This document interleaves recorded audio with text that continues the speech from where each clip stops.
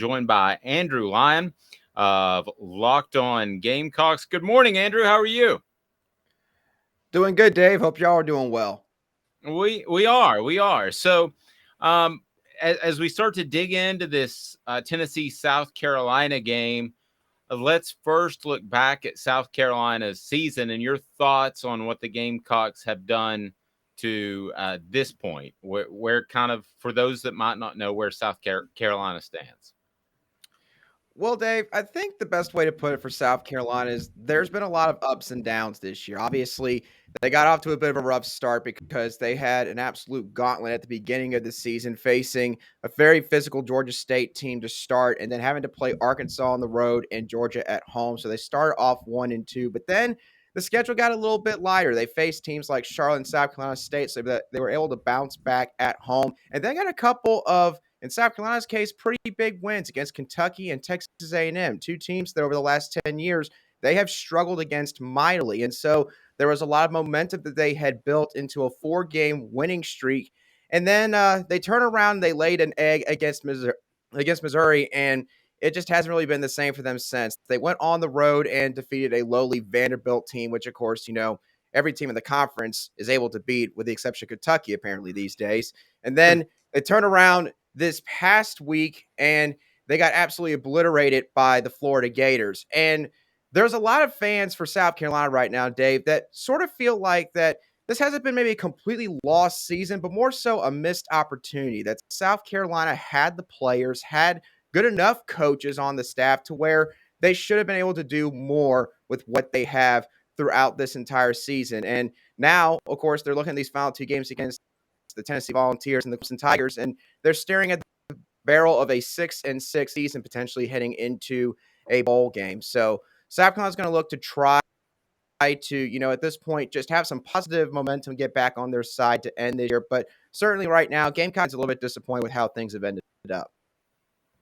Yeah, I bet. I want to get your thoughts on Shane Beamer. I know that there's been a lot of talk. At first, he was supposed to be, God's greatest gift, and now people are questioning his coaching abilities and all that stuff. And I know a lot of it has to do with Spencer Rattler. What are your thoughts on Shane Beamer, and what's kind of the vibe there? I think overall, there are a lot of people in South Carolina's fan base that still think that Shane Beamer can get this ship righted, that Shane Beamer can get this thing turned around here at South Carolina. I think that the big concern that a lot of fans do have right now is some of the coaching staff members. I mean, obviously, when you have this conversation with South Carolina, it starts off with offensive coordinator Marcus Satterfield. He was retained, of course, for a second season after the Gamecocks went to a bowl game and defeated the North Carolina Tar Heels in the Duke's Mayo Bowl this past year. And they had a surge of talent in the offseason. You've, of course, mentioned Spencer Rattler. They also brought in guys like Austin Stockner. Antoine Wells Jr. was a really solid receiver out of James Madison, who's doing quite well this season. You also bring in a guy like Christian Bill Smith from Wake Forest to give you some depth at the running back spot. And when you have all that happen in one off season to sort of bounce off of what you did last year, then, expectations are going to be raised. And unfortunately, again, the Gamecocks just have not met that bar in that case. And so I think that right now, we're in that phase where fans are having a very strong emotional reaction to sort of everything that's played out over the last few weeks. I still think that deep down, the majority of the fan base still thinks that Shane Beamer can, again, take South Carolina where they want it to be, because he had well on the recruiting trail. I think South Carolina's on pace for a top 18, top 20 recruiting class. He has completely changed the culture overnight in the building at South Carolina, a very toxic one that was left by the previous regime. And so in those two aspects, Coach Beamer is killing it. He just needs to probably go back and reevaluate some of these assistants that he hired on his inaugural staff and figure out, what does he want in this program? What does he want the identity to be on offense? Does he need to make a wholesale change in that regard? And those are some tough questions that Coach Beamer is going to have to answer over the coming weeks and next month and a half or so. Well, along those lines, and I think Amanda was somewhat referring to this, right around the time of SEC Media Days, there was the video that went viral and all of that. And I know that probably helps Shane, who I'm so old, I covered as a GA at Tennessee, but I know that probably helps Shane as far as recruiting. But did it hype up the program? Did it add pressure, you think, to this 2022 season? Assuming that you're referring to the Mark Stoops video with the sunglasses and everything. Yes. The Yeah. he's all hyped and all that fun stuff. Yeah. Oh, yeah, yeah. Well, I certainly think that it brought some attention to Shane Beamer and what he's doing down here in South Carolina, and of course, with how that game played out, it did not end up too well for Mark Stoops over at Kentucky. But I do think that again, when you do have all these eyes that are drawn to your program after what some people deem to be an overachieving season this past year, and then of course, again, you bring in all the guys that you brought in the off season, and then you have other coaches who are taking underlying shots at you basically over the bow at your conference's media day session, then yeah, understandably, people are going to expect, they're going to want to see if you can back up everything that has been said in the media. And again, some of it was done directly by South Carolina with what they did on the field. And then others were, some national analysts who maybe picked South Carolina as a quote unquote surprise dark horse contender SEC East. And so I don't really think that it put a whole bunch of, I guess, new pressure on Shane Beamer. But, again, I think that you could just pretty much file that in the filing cabinet as something between mainly South Carolina and Kentucky. And that will be remembered over the coming years just because of that. Yeah. Rattler. Sorry. Let's get to Spencer Rattler, because coming in, a lot of, the talking heads had him super high, supposed to be one of, the best quarterbacks. I know he transferred from Oklahoma. We haven't seen that side of Spencer Rattler. Why? Or is it more of, people around? Is there a problem? I think, Amanda, the biggest problem for Spencer Rattler is he is in an entirely different system than what he ran in the years that he was at Oklahoma. Of course, with Lincoln Riley, who is now at Southern Cal and doing quite well over there, he runs mainly an air raid type offense, which, not to make it sound like it's the easiest offense in the world to learn, but the air raid offense is normally consistent of just a few plays just lined up in different sets and formations. Spencer Rattler has been asked to run more of a pro-style type offense, which obviously is a lot more complex in terms of the terminology, all of the checks that you have to make pre-snap before the ball is even getting to your hands. And I think that Spencer Rattler, especially at the beginning of the season, was having a lot of struggles with this. He has had some issues with his pocket navigation, which you can mainly put on him. At the same time, because of how offensive coordinator Marcus Satterfield has tried to implement this offense with this roster, they've been asking this offensive line for South Carolina to do something that, quite honestly, they're just not set up to do. It's just not in their wheelhouse in terms of especially drop back play action plays where you're asking them to try to pass block for 5, 6, 7 seconds. And so in that aspect, I think that has compounded the issue. And of course, Spencer Rattler is a very polarizing figure in college football. You'll talk to people who say they actually think that he's a really good player and that maybe they liked the kid, or you'll talk to people who say that, they think he's the most arrogant player in the entire sport. And so obviously when people see that stat line, a lot of people are going to pile on top of that. And not a whole lot of people maybe outside of South Carolina are going to actually dive into the games to see how this whole thing has gone awry for him just based on the numbers. So to make a long story short, he definitely has played a role in how the season has gone for him, but it is most certainly not all on Spencer Rattler. I think he can point to some of the deficiencies in talent that some of the other position groups have, and also the kind of offense that Marcus Satterfield has tried to push onto these players, which is part of the reason why you'll probably hear some news regarding that position for South Carolina in the offseason. You have a question for Andrew Lyon of Locked On Gamecocks, go ahead and post on our message board, and we'll try to get to those. Be sure and hit that like button. The thumbs up button helps us to bring you more content on a day in and day out basis. Big additions coming to the show. Andrew, when I look at coaches around the SEC, I have a thumbnail sketch of all of them. I can say Josh Heupel, offensive coach. I can say Nick Saban started out great defensive coach, adapted. I can look at Brian Kelly at LSU, say discipline. There are a lot of things that I like about him. I don't have a good feel, though, even though this is year number 2 for Shane Beamer, of really what he does well. I don't mean that as a knock. I'm not next to the program like you are, but if you thumbnail sketched it, what is he as a coach? right now? What has he proven to you? What he's proven to me, Dave, is that he's going to be a culture guy first, and you are right. Shane Beamer's not going to be known as an offensive guru or a defensive guru. And of course, if I threw out special teams guru, a lot of people are going to end up sitting there and laughing at that. Although the special teams unit has been turned around in South Carolina, and it has quite literally turned into Beamer Ball 2.0 here, because you look at the efficiency metrics and how they've done on all their different units on that side of the ball. They've done quite well this year.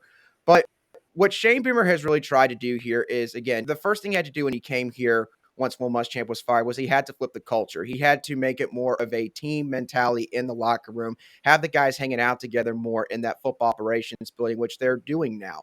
And he pretty much he tries to have two different sides to him, where he's going to love on them during the day. He's going to stop by and talk to them in the hallway when he passes by them, and he's always going to have his door open if someone wants to come in and talk to him. But at the same time, he's going to use that as a way to coach them hard on the practice field and get after them during a game. So pretty much just trying to balance the emotional side of the game and the emotional side of being a student athlete in college.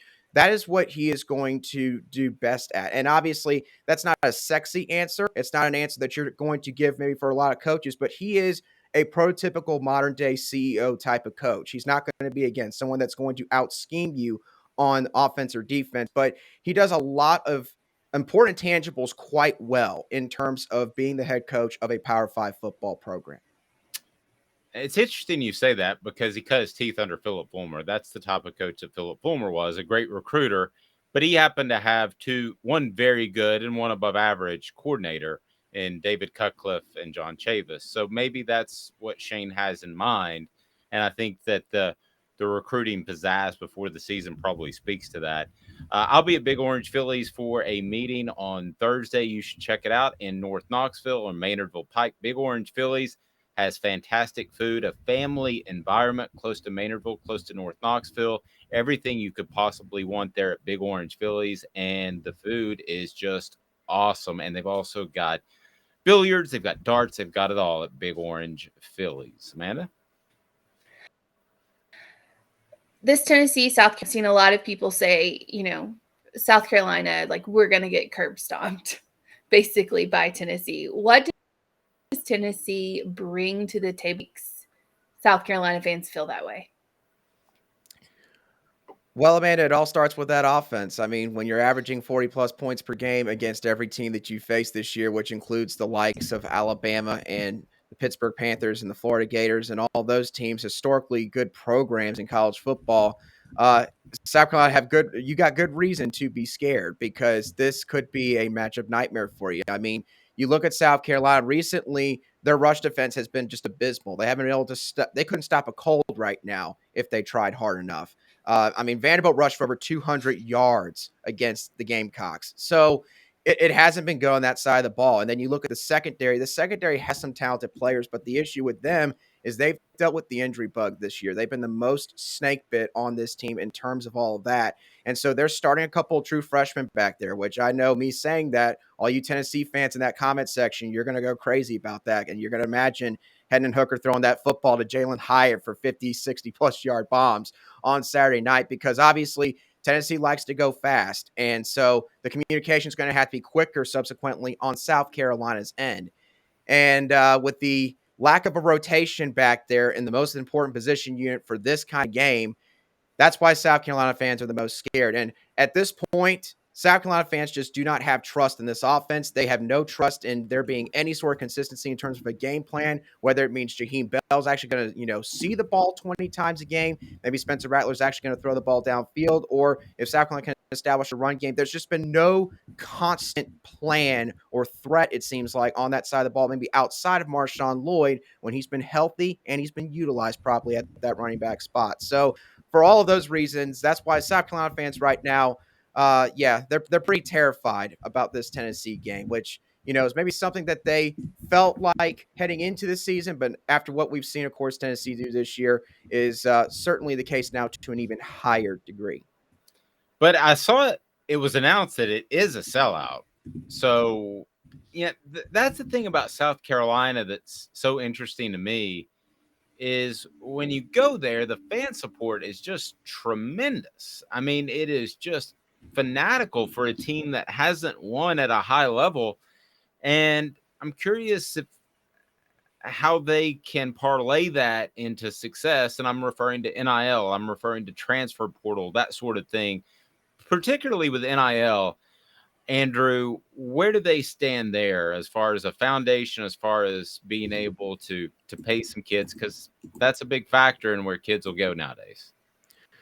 Right. Well, Dave, you're exactly right about that. And the thing with NIL for South Carolina is, look, the University of South Carolina, they do not have the group of boosters that a lot of other SEC programs do. And South Carolina has recognized this, but they have done a lot of good things in the offseason. They, I believe, are one of only 10 programs in college football that joined the Atleus GM program, where Atleus basically sent a representative to the university in order to try to basically give guidance to student athletes on campus, on what NIL deals they could potentially work out for themselves. And they also were the first school to have an in-house firm that just specifically deals with NIL, I believe, for the football program, something called Park Avenue. They got a marketing agency up in Greenville, South Carolina to be a part of that. And they have an exclusive rights deal with them for, I believe, at least the first year. And then the second year, only including a couple of other in-state programs. So South Carolina has been finding some real unique ways to try and catch up, so to speak, I guess, in terms of NIL. They're not as far behind as maybe some other fans would think. But obviously, again, they do not have the boosters that other programs like Tennessee does. So South Carolina is certainly trying to find some different ways in order to stay afloat in that aspect, because obviously, as you mentioned, NIL is the name of the game now. And if you do not adapt and get with the times, then you are going to get left behind. Yeah, we've seen that for sure. I feel like at a lot of different places already. What can Spencer Rattler this weekend do to overcome some of those doubters, or just overcome some of the pressure that I think that he has as South Carolina's quarterback? Do you think that he'll be able to do anything, or what are you looking at? I think with Spencer Rattler, if he's going to have any kind of success this weekend, I think that in a way, I think you need to see the old Spencer Rattler come back. And what I mean by that is the Spencer Rattler that was willing to roll out of the pocket laterally and still look down the field and try to find an open receiver. Because again, people are going to say what they're going to say about Spencer Rattler in terms of, what he's done off the field and, the program, the QB1 program he was a part of back when he was in high school back in Arizona. But Spencer Rattler, there are very few quarterbacks that I've ever seen that can throw the ball like he does on the run, off platform. There are very few quarterbacks that have the kind of talent that he possesses. He's a 1%er in that particular aspect. And so if South Carolina's going to have any chance on that side of the ball on Saturday night, if Spencer Rattler is going to go out there and, I guess give a performance that can help the Gamecocks have a chance in this game, I think that you need to see him honestly abandon some of the stuff that they have been trying to really force on him during this season. And again, that's not to say all they've been trying to do in this offense with Rattler has been bad, but I think that it's very clear Spencer Rattler, he's a quarterback that thrives on unorganized chaos. And obviously there are times where he will make a pass that makes you sit there and scratch your head and wonder, why on earth did he throw the ball over there? But I think that you'll see that far less when you just let go of the reins and you just say, hey, just go out there and be Spencer Rattler. Go out there and be that quarterback that was a 5-star when you were in high school back in Arizona, when you were, potential Heisman contender at Oklahoma. Go out there and be that quarterback. We're not going to restrict you in any way, shape, or form. And also call some play action bootleg passes, call some rollout concepts that will allow him to naturally go through all that instead of him trying to run away from 3 or 4 defenders from Tennessee that are trying to tackle him in the backfield. It sounds like to me, and I don't want to read too much into this or be a psychologist, but it sounds like there might be some confidence issues going on. I could see where you're getting at there to a certain degree. I think that Spencer Rattler right now is probably a little bit conflicted because the thing is, for people that have watched South Carolina's offense for more than a couple games, again, you will see very quickly where the struggles lie. And despite all of that, Spencer Rattler, for the most part, he's been pretty calm, cool, and collected during these games this year. And even in games where South Carolina, again, got off to a bad start, like the Arkansas game, for example, they went down, I think, 21-0 or 21-3 early on. And of course, Arkansas, they probably weren't going to lose at that point with that kind of deficit. But Spencer Rattler, he didn't cave in. The Missouri game, Missouri was living in South Carolina's backfield throughout the entirety of that football game. Spencer Rattler did not showcase a whole lot of emotion. And I think that all that comes down to is, obviously he is in a different program now. He is trying, in my eyes, to prepare for the NFL. And I think he knows that, again, there are certain aspects of this offense that are good for him in terms of his development, in terms of trying to get him to operate as a different quarterback and not always have to roll out of the pocket and create unorganized chaos for yourself and trying to throw it off balance. But I do think that he also partly does believe that, again, this season has hurt his draft stock. I mean, there is no question about that. Nobody's going to look at a stat line where you've got less than 10 touchdowns, 2 games into the season, and you have more interceptions and sit there and say, that guy's even going to be like a 5th or 6th round pick. At this point, it'd probably be like, we'll take a shot on him in the 7th round if he's on the board, or we'll let him go as an undrafted free agent. We'll try to sign him at that point. That's where Spencer Rattler would sit at. And so I think that he's kind of got that the devil and the angel on both sides of both shoulders, where he's been trying to process all that. So in that aspect, I could see how that would thus impact his confidence a little bit. And I'm sure, of course, there's things that I haven't seen that have gone on in the locker room that would also indicate that to a certain degree. So essentially, when you look at South Carolina and you're a Tennessee fan, you think about the secondary that's beat up. Tennessee's passing attack, you would think, would flourish there. And then Spencer Rattler, who has not played as well as I think most of us, at least I actually thought he would play really well. I thought South Carolina I wasn't on the South Carolina train preseason, but I did think that Spencer Rattler would play well. Paint me a scenario in which this game is competitive in the fourth quarter, Andrew.